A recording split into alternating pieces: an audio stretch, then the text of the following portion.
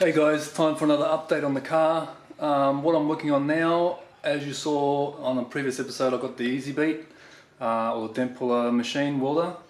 I've been learning how to use that and just trying it here and there. I started on the roof, so just the corners and the edge of this roof was quite bad.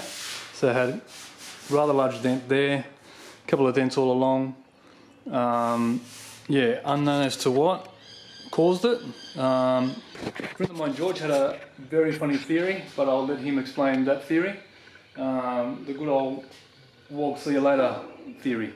But anyway, got most of it out. It's a little bit tricky to use, especially when you're learning how to use it. But in using your own car as a test bed isn't probably the greatest idea, but that's what I have to do, and that's what's got to be done. So I found that the closer you pick your areas where you place the easybeat and then start pulling the dents up, if you don't get that dent up first go, basically, it puts just enough heat in there to anneal that small area. So your next point where you put your spot for the easybeat, say for instance, if you put a dot there and you try and pull it up from there, your next one can't be here. It's so that this small area is annealed just enough that this part here makes it quite hard excuse me, quite hard to get up. So you've got to space it out a little bit and find your dent exactly where it is, and then space it out so that you've got at least 10 mil, 15 mil between spots where you start pulling it up. I found anyway. I might be doing it wrong, but I found that the more you try on one spot, because I was trying to get a file finish, get it absolutely perfect, but it's actually quite hard. So yeah, you've got to space it out so you can gradually bring the whole dent up, not completely flat, just enough that you can put a 1 or 2 mil skim of filler on there and start getting the proper shape. Going for a file finish, I found it to be quite hard. Plus my panel beating skills aren't very good, especially on an area like this. I can't tell where I am on the roof from the bottom to where I'm hitting. So I can't see exactly. If you're trying to get a tiny little spot to get that last little bit to get it file finished, it's very hard to find it, and you'll probably get yourself a high spot, then you've got to file it. And sometimes you might be filing too much. In my opinion, it's not worth the risk for me. So for me, it's not worth the risk. Get the shape as close as I can, because the dents, like I said, there were some that were quite large, especially this rear one here, and then go from there with the filler. So body lines and swages, get them as crisp as you can. So that was the good thing. There was a few areas, especially in this area here, where it was quite damaged. This was sunken in quite a bit. I've now got it up where it's only about 1 mil down. From about this point to here, it's only just, when it gets to its lowest point, it's only about 1 mil. So I'm happy with that. I can build that up with filler and get the edge nice and crisp and go from there. This roof is quite a funny shape. It's got a very sort of radiused curve here. It comes very, very curvy at the start, and then it's flat for ages, a very shallow sort of curve. It's got a very shallow curve that way, but it had a bit of a high spot right in the center of the roof. Too much so much that it actually didn't seem normal. So the easybeat's got a little feature which is really cool, which is a heat shrink feature. That actually works really well. So it's got this little carbon rod.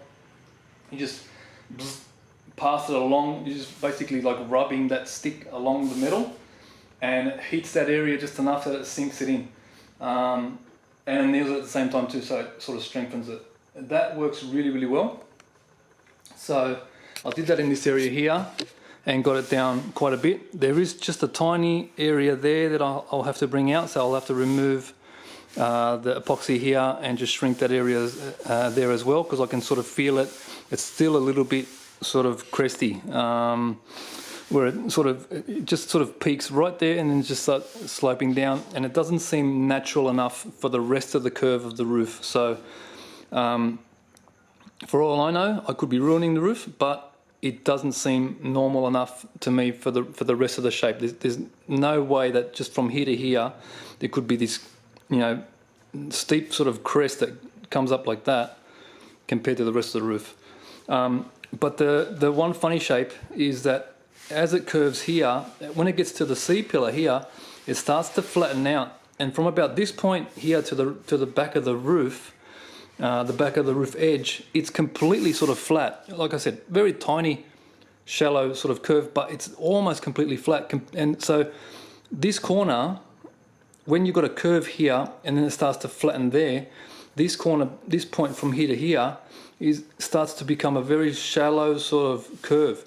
But the transition here is going to be tricky to get it perfect. And you know, just my luck, there was a massive dent right there. I've got it out, which I'm happy with. But yeah, so now I'm moving on to the other side of the roof. Okay, so the other side of the roof, I don't know if the camera picks that up. You might just... Anyway, I can't tell on the small screen. Sorry guys, but there's a couple of dents along here as well. There's one right here. Let's see, there's another one there. Another dent that way. Another one here. Another big one there. And a small one there and here. Alright, so I'll go through the process of getting them worked, I guess. You'll see what I have to do to do that. And yeah, that's what we're up to. Alright, so what I'm going to do first, before I get into removing all the paint with the seaweed disc, I'm just going to try and see how far I can get into with the hammer and dolly to try and get these dents up as much as possible before I start stripping paint and stuff like that, because it starts to, especially with the weather, the way it is. I don't know if you can see I'm sweating my butt off at the moment. It's very, very humid. We've had a lot of rain here at the moment, and it just gets surface rust on the bare metal straight away because you start rubbing your hands on it, and then you've got to deoxidine it and go through a whole process before you start epoxying it again. So I'm going to see what fits in here, because the frame of the roof is right behind there. So that's the main reason for getting the easybeat, is I can't get into certain areas. So there's like a width about that big that I can't get anything into to hammer up. So yeah, let's see how we go.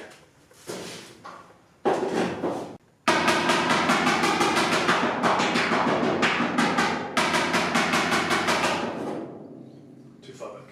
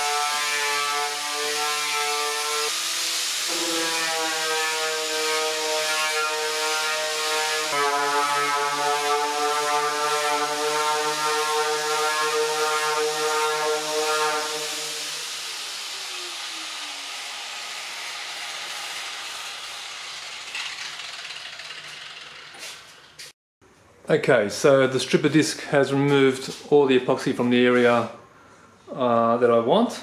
So that's the only area that I need to be working with. As you can see, there's that dent there. So it just gives for a good contact for the little easybeat machine, because we need it to be to create a small little arc and attach itself to metal. Alright, so now we've got to see exactly where those dents are, so we know exactly where. Alright, so the best way I find to do that is with a file. So this is a metal file. So just create the curve or keep it as flat as you can. So offset it to flat. It's got the tiniest of curves that way, so it's concave. So and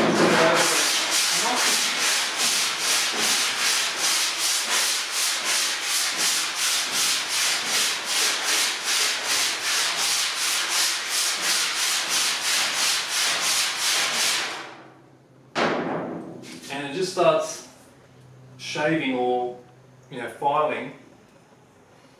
Not so much the high spots. They can be tiny little high areas because when you create a dent, the ring of the dent actually creates a tiny little high spot. But it shows you exactly where it's not filing is where the dent is. So, yeah, there's a small one there and a big one. So, and it'll just show them all up. There's another massive one there. That's probably the easiest way to do it. If you haven't got one of these, you can just get really rough, like 60 grit sandpaper. It'll still mark the metal where it was perfectly smooth from the strip of this. And it'll leave like scratches. Where it doesn't scratch, that's where your dents are. So it makes it really easy to find what areas you have to work with and then to recheck it. So once you've given it a couple of pulls, as you'll see, I'll file it again. If the areas are still too small, they feel too small, leave them. I'm going to leave them anyway. Like I said, I'm not chasing a body file sort of finish. It's way too hard for my skill level. And if it leaves a bigger dent, you just pull up a little bit more. So, okay.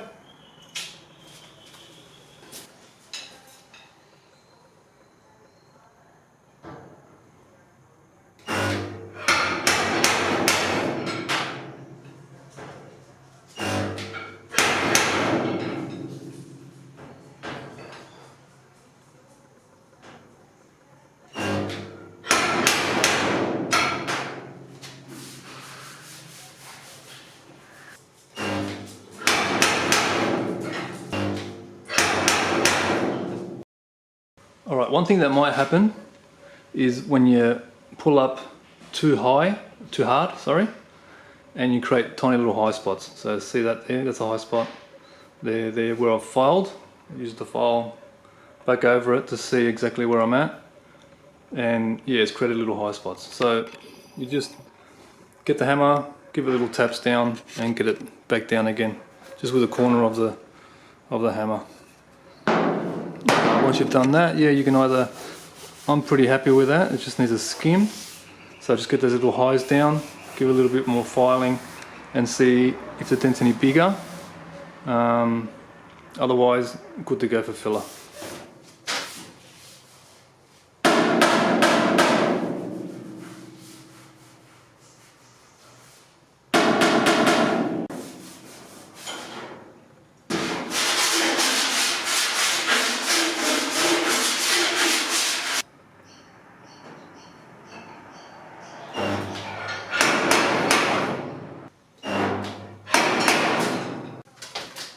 What I also like using a ruler.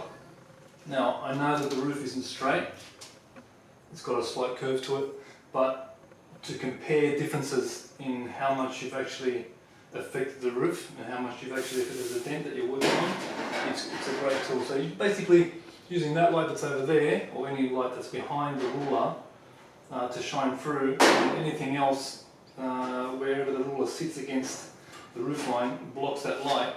So you can see a little skim of light coming through. And it's the tiniest amount. So being the tiniest amount compared to when I first started working on the dent and had a look at it with a ruler, you can see that it is lifting the dent up and working it out nicely enough. Now if I had to measure it, it'd be lucky if it was a mil, which is really good. I'm impressed with that. A couple of little hot spots here.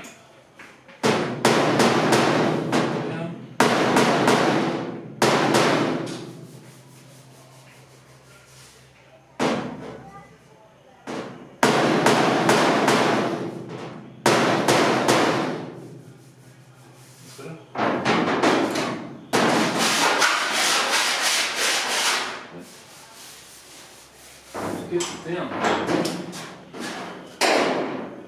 slowly, you just continue on.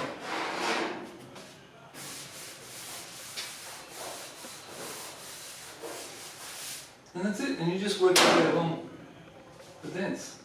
But so far so good. Like I said, skim a filler, get the shape absolutely perfect after, and that's it. But what I'm trying to do at the moment is just do as much panel beating and body work without any filler as I can to get all the dents out as much as I can. The worst of the whole car is the roof, so I thought I'd start on that. Get that all done, put it back into epoxy so it's all protected and rust free and sealed basically, and then we can start our body filler work on top of the epoxy. Then you put another layer of epoxy after you've done all your filler work so it seals it all in between, and that's it. Yep. Slowly though. Alrighty, just had a look over the whole roof, and it all looks good enough for me for the work I've done. You can see all the little marks it leaves where you've done a pull. But yeah, that's good enough for me. Just a slight skim will be needed all the way across. The curvature of the roof on this side compared to the other side is very good. I thought I had a slight high here, but I double checked that it doesn't. So that's good to go.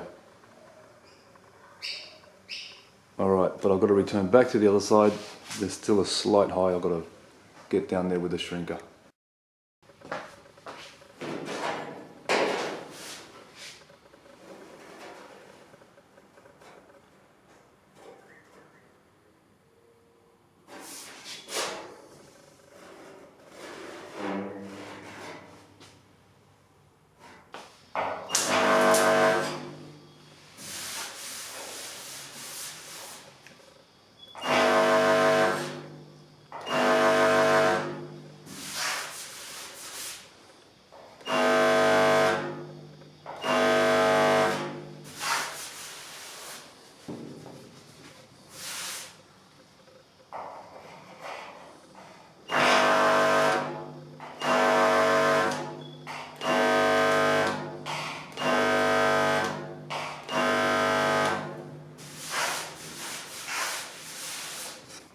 Just another thing to remember, guys, that I've noticed with this easybeat machine, and when you've got it on shrink, is to make sure that you let after you've done a few shrinks, it'll heat up, it'll expand.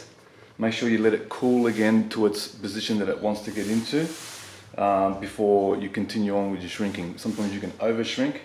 Once the panel cools down and settles in a way, it'll settle to its right position, and you can actually over shrink something, which I did here, not just then but previously. So I now know how far to sort of start the shrinks and then let it sort of sit a little bit, and then it settles into its natural position. So just another thing to remember. Okay, so I've done everything I need to do with the pulling and shrinking and the beating. It's at the point where a skim of filler will get it to the shape I need to get it to. Slowly working at it, you know, so that the curvature is nice and perfect. I'm just going to go over it with this little sanding disc. It's quite rough, it's probably about a 40 or a 60 grit, just to get all the little nipples that get created from the pulls. So you get like these tiny little high spots or nipples or whatever. They're not really high spots because otherwise the file will catch them when you body file them. It's just all the tiny little nipples. You want, in my opinion, you want to get the panel as smooth as you can, so when you start laying on your filler, there's no little, you know, bumps and everything that will stop you from laying it on nice and smoothly and, you know, create little air pockets or bubbles or stuff like that. You want it to lay on and just stay as flat and stuck to the actual panel as you can. So I'm just going to do that now.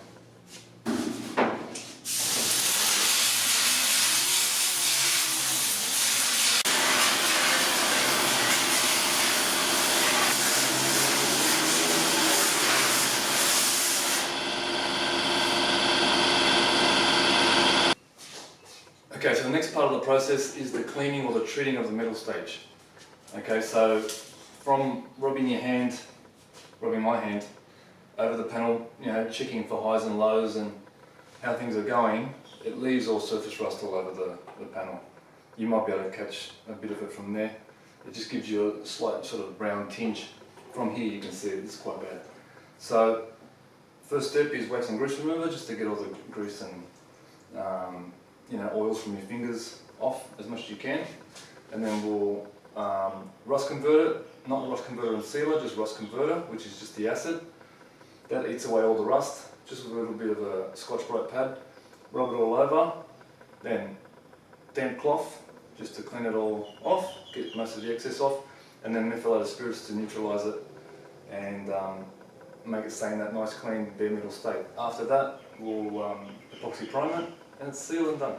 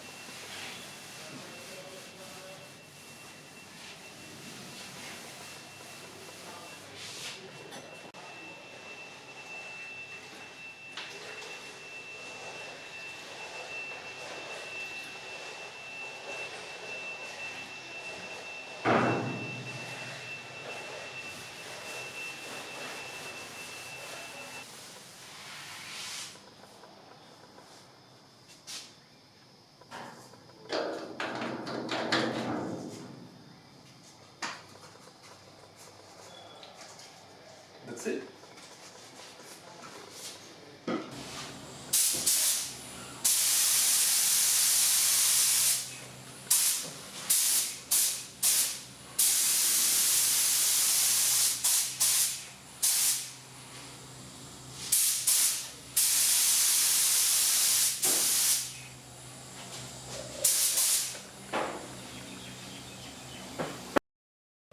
So here we are after a quick 2 coats of epoxy primer.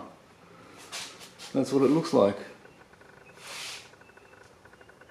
Now the camera doesn't really pick it up.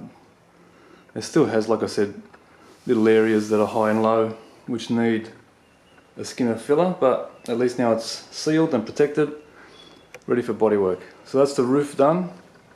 I've got to move on to the quarters. I'm just doing all the areas that are solid panels, that, you know, parts of the car that don't move or don't attach, move. So yeah, so areas like the quarter panel, where you can see here I've welded in that section of spare quarter panel or other side quarter panel that I had, that I acquired, I welded that into here, and that needs, you know, panel beating and fixing up. That was done with a MIG, not with a TIG, so there's a little bit of panel beating and fixing up. So I'll do that next. The C-pillar shaved panels I'll do as well, and areas like this, just double check them, make sure they're all 100%. Move on to the C-pillars, if they've got any dents, A-pillars. Most of these are pretty good. You know, the scuttle, which I've welded over as well, got to do them. They're all parts that don't get attached, don't get bolted on, so do all them first. Get all that as straight as possible. There's another dent on the wheel arch. Get all them perfect, and then move on to your attaching panels, the doors, the guards, the bonnet, boot, that sort of stuff. When I'm working in areas like the boot or the bonnet area, obviously you'll have to put the bonnet or boot on to see alignments and stuff like that, just in case there are a few things that might need fixing, but other than that we should be good. Okay, so that's it. So not an overly exciting update, but an update nonetheless. These are things that have to be done and that get overlooked when you go to a car show and see a car. You know, you're not going to really think about how much work went into the roof or whatever. You won't know that, especially if it's perfect. You'll just look at it and go, oh, perfect roof. And it's not modified or whatever. Well, mine is because the drip rails are gone and I've made my own. But other than that, you won't tell. So this is all work that has to be done, gets hidden away, and sometimes doesn't even get recognised by people. So nonetheless, has to be done. Alright guys, hope you enjoyed that, and see you next time.